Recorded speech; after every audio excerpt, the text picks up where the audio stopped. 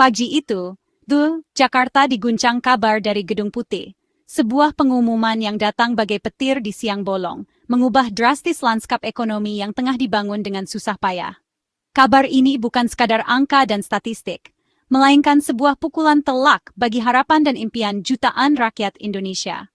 Presiden Donald Trump mengumumkan tarif impor 32% untuk seluruh produk Indonesia. Sebuah kebijakan proteksionis yang secara sepihak diterapkan tanpa peringatan yang jelas dan tanpa mempertimbangkan dampak yang akan ditimbulkan bagi negara mitra dagang seperti Indonesia. Keputusan ini menandai perubahan signifikan dalam hubungan dagang antara kedua negara, yang selama ini terjalin cukup erat. Keputusan sepihak ini langsung memicu kepanikan di Istana Negara. Para pejabat tinggi negara terkejut dan segera berkumpul untuk mencari solusi terbaik dalam menghadapi situasi yang tidak terduga ini.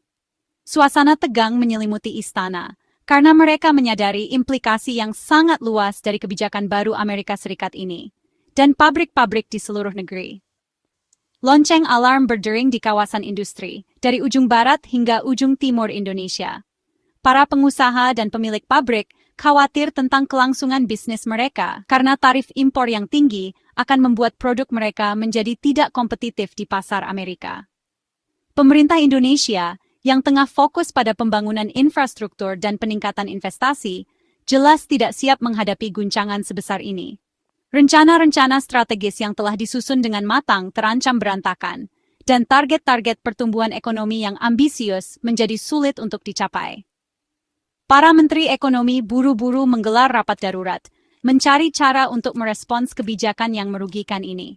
Mereka membahas berbagai opsi, mulai dari negosiasi ulang dengan Amerika Serikat hingga mencari pasar ekspor alternatif untuk mengurangi ketergantungan pada satu negara.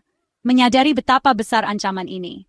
Ancaman bukan hanya terhadap neraca perdagangan, tetapi juga terhadap stabilitas ekonomi secara keseluruhan. Dampak domino dari tarif impor ini bisa merambat ke berbagai sektor, mulai dari pertanian hingga manufaktur, dan bahkan jasa.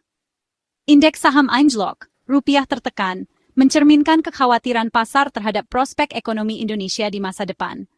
Para investor asing berbondong-bondong menarik modal mereka dari pasar saham dan obligasi, memperburuk tekanan terhadap nilai tukar rupiah, dan investor mulai cemas. Kecemasan ini bukan hanya dirasakan oleh para pemain besar di pasar modal, tetapi juga oleh para pelaku usaha kecil dan menengah, yang menggantungkan hidup mereka pada stabilitas ekonomi. Tarif setinggi ini bisa melumpuhkan daya saing produk-produk unggulan Indonesia di pasar internasional. Produk-produk seperti tekstil, alas kaki, elektronik, dan hasil pertanian terancam kehilangan pangsa pasar mereka di Amerika Serikat, yang selama ini menjadi tujuan ekspor utama. Produk ekspor utama Indonesia di pasar Amerika. Hal ini akan berdampak langsung pada penurunan volume ekspor, yang pada gilirannya akan mengurangi pendapatan negara dan memperlambat pertumbuhan ekonomi. Bagi jutaan pekerja di industri ekspor, kabar ini berarti satu hal, ketidakpastian yang menghantui.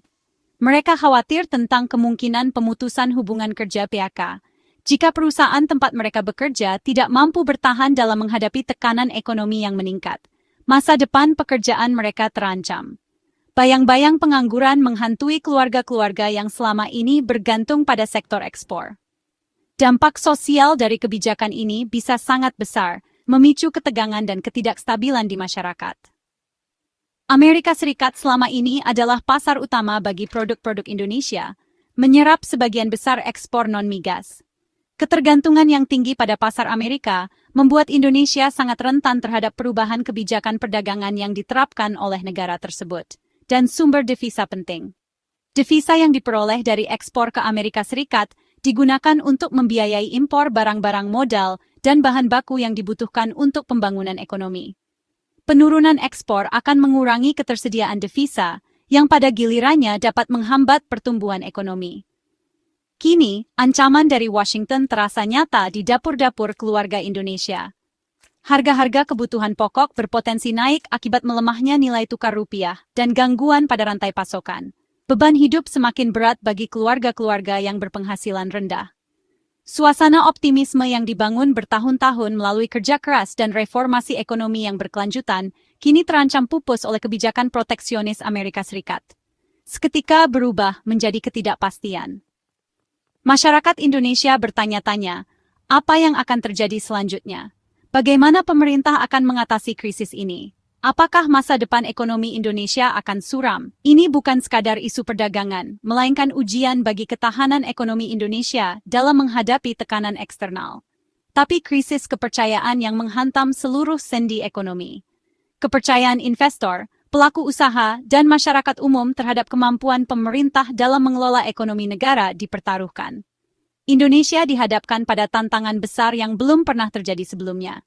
Tantangan ini membutuhkan respons yang cepat, tepat, dan terkoordinasi dari seluruh elemen bangsa. Indonesia harus bersatu dan bekerja sama untuk mengatasi krisis ini dan membangun ekonomi yang lebih kuat dan mandiri. Pemerintah Indonesia segera mengirim tim negosiasi tingkat tinggi ke Washington. Mereka membawa proposal kerjasama, menawarkan peningkatan impor dari AS dan pembukaan akses pasar. Namun, semua upaya diplomasi mentok di tembok proteksionisme. Delegasi AS menolak kompromi, menuding Indonesia melakukan praktik perdagangan tidak adil. Pertemuan demi pertemuan berakhir tanpa hasil. Setelah berminggu-minggu, tim Indonesia pulang dengan tangan hampa. Tarif 32% tetap diberlakukan sesuai jadwal.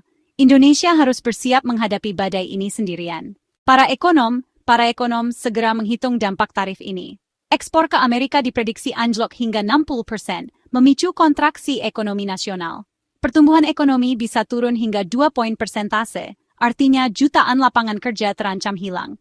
Pendapatan buruh di sektor ekspor langsung tertekan, bahkan berpotensi terjadi PHK massal. Daya beli masyarakat menurun, memperdalam risiko resesi. Tarif 32% bukan sekadar angka, tapi ancaman sistemik bagi stabilitas ekonomi dan sosial Indonesia. Ini adalah badai sempurna yang menghantam dari segala sisi. Industri padat karya, seperti tulang punggung ekonomi kita, kini berada di persimpangan jalan. Sektor-sektor vital seperti tekstil dengan segala produk fashionnya, alas kaki yang menunjang kebutuhan sehari-hari, dan furnitur yang mengisi rumah-rumah kita, menjadi korban utama dari perubahan lanskap ekonomi global yang begitu cepat. Mereka menghadapi tantangan berat yang mengancam keberlangsungan bisnis. Tarif sebesar 32% secara efektif menghapus margin keuntungan yang sudah tipis, membuat operasional semakin sulit, persaingan semakin ketat, dan tekanan finansial meningkat. Akibatnya, produk-produk kebanggaan Indonesia tak lagi kompetitif di pasar internasional. Daya saing kita merosot, dan pangsa pasar menyusut. Pesanan dari Amerika, salah satu pasar ekspor utama kita, tiba-tiba berhenti. Kontrak dibatalkan, dan harapan pupus. Dengan penurunan permintaan yang drastis, pabrik-pabrik terancam tutup, satu persatu. Gelombang kebangkrutan menghantui industri. Jutaan pekerja di sektor ini, dari Sabang hingga Merauke, banyak di antaranya adalah perempuan yang menjadi tulang punggung keluarga, kini menghadapi risiko kehilangan pekerjaan dan sumber pendapatan mereka. Masa depan menjadi tidak pasti. Rantai pasok global yang kompleks dan saling terhubung pun terganggu, menciptakan efek domino di seluruh dunia. Mulai dari pemasok bahan baku yang kesulitan menjual produk mereka, hingga usaha kecil dan menengah di sekitar pabrik yang bergantung pada keberlangsungan industri ini, semuanya ikut terdampak secara signifikan. Efek riak ini memperlihatkan dengan jelas dan menyakitkan betapa rapuhnya ekosistem industri kita dan betapa rentannya kita terhadap guncangan eksternal. Krisis ini menghantam yang paling rentan, mereka yang paling tidak mampu untuk menanggung beban ekonomi ini, para buruh di level terbawah, yang berjuang setiap hari untuk memenuhi kebutuhan hidup. Industri tekstil dan alas kaki, dua sektor krusial dalam perekonomian Indonesia, kini menghadapi tantangan berat. Kita berbicara tentang jutaan pasang sepatu dan pakaian yang diproduksi setiap hari, menjadi sumber mata pencaharian bagi banyak keluarga. Adalah jantung ekspor Indonesia ke Amerika. Volume ekspor yang besar ini menopang pertumbuhan ekonomi dan menciptakan lapangan kerja. Bayangkan ribuan kontainer yang setiap hari meninggalkan pelabuhan, membawa harapan dan kemakmuran. Tarif 32%, sebuah angka yang tampak kecil, namun dampaknya sangat besar. Ini bukan sekadar angka, ini adalah beban tambahan yang harus ditanggung oleh para produsen. Membuat harga produk Indonesia melonjak secara signifikan. Kenaikan harga ini membuat produk-produk kebanggaan kita menjadi kurang menarik di pasar Amerika. Kalah bersaing dengan Vietnam atau Bangladesh. Negara-negara ini menawarkan harga yang lebih kompetitif, membuat pembeli beralih dari produk Indonesia. Persaingan global semakin ketat, dan kita harus berjuang untuk mempertahankan pangsa pasar. Pabrik garmen dan sepatu, tempat ribuan orang bekerja keras setiap hari. Mereka adalah tulang punggung industri ini, menghasilkan produk berkualitas tinggi yang diekspor ke seluruh dunia. Di Jawa Barat, Tangerang hingga Mojokerto, menjadi pusat aktivitas industri yang vital. Kawasan-kawasan ini adalah denyut nadi perekonomian, tempat inovasi dan produksi bertemu. Terancam tutup. Ancaman ini bukan hanya sekadar statistik, tetapi juga mimpi yang hancur dan harapan yang pupus. Ribuan mesin jahit berhenti, sunyi senyap menggantikan deru produksi yang biasanya terdengar. Mesin-mesin ini adalah simbol dari pekerjaan dan penghidupan yang terancam hilang. Jutaan meter kain menumpuk tanpa pembeli. Kain-kain ini adalah representasi dari investasi yang gagal dan potensi yang tidak terwujud. Kontrak jangka panjang dengan merek global terancam putus. Kepercayaan yang telah dibangun selama bertahun-tahun kini berada di ujung tanduk. Jutaan pekerja, mayoritas perempuan yang menggantungkan hidupnya pada industri ini. Mereka adalah ibu, istri, dan anak perempuan yang berjuang untuk menghidupi keluarga. Kehilangan sumber penghidupan. Kehilangan pekerjaan berarti kehilangan harapan, kehilangan kemampuan untuk memenuhi kebutuhan dasar. Dampaknya meluas ke seluruh kota industri, menciptakan gelombang ketidakpastian dan kecemasan. Kota-kota yang dulunya ramai dengan aktivitas ekonomi kini menghadapi masa-masa sulit, memicu krisis sosial. Kemiskinan meningkat, kriminalitas meningkat, dan harapan meredup. Hilangnya pekerjaan berarti hilangnya harapan, masa depan yang suram bagi banyak orang. Bagi jutaan keluarga, kita harus bertindak sekarang untuk melindungi industri ini dan masa depan mereka. PHK massal menjadi ancaman nyata di sentra-sentra industri. Jutaan pekerja kehilangan pendapatan, membanjiri pasar kerja yang sudah sesak. Angka pengangguran melonjak, sistem jaring pengaman sosial tertekan. Risiko kriminalitas, ketegangan sosial, dan masalah kesehatan mental meningkat. Generasi muda pun kesulitan mendapat pekerjaan, menciptakan lost generation. Krisis ini bukan hanya soal ekonomi, tapi juga masa depan bangsa.